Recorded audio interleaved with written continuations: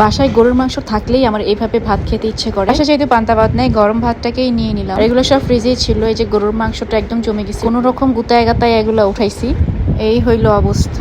এখন আমি এগুলোকে ভালো করে ওভেনে দিয়ে গরম করে নিব। একটা পেঁয়াজ 4 ভাগ করে নিব। একটা শুকনা মরিচ দেখো কিভাবে পোড়াই নিচ্ছি। এই খাবারটা তোমরা জাস্ট একবার ট্রাই করে দেখো। এখন বাজে ভোর 4টা, এত ক্ষুধা লাগছে। আমার পিচ্ছিটা সব সময়ের মতো আমার সাথেই থাকে। এখন এটাকে পান্তা ভাত বানানোর সময় ইচ্ছা মতো কতগুলো পানি দিয়ে নিছি। আর এই পান্তা ভাতের পানিটাই সবচেয়ে বেশি মজা। মানে ঝোলটাই দেখো, পেঁয়াজ মরিচ লবণ সব দিয়ে দিলাম। পান্তা ভাত মানে লবণ অনেক লাগবে।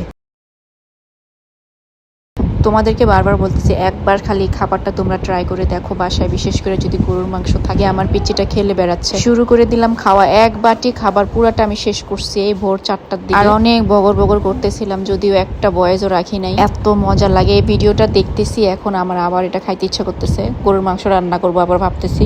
এত মজা লাগে এই খাবারটা, তোমরা জাস্ট একবার বাসায় ট্রাই করে দেখো। আর দাঁতের নিচে যখন পেঁয়াজ কুচিটা পড়ে এত মজা লাগে। নরমালি আমি কখনোই আগে এভাবে কাঁচা পেঁয়াজ খেতাম না, বা রান্নার মধ্যেও পেঁয়াজ দাঁতের নিচে পড়লে একদম সহ্য করতে পারতাম না। আর ইদানিং পেঁয়াজ আমার এত ভালো লাগে। ভয়েসটা কেন রাখি না, এবার একটু নয়েজটা শুনো, যেই পরিমাণে নয়েজ ছিল।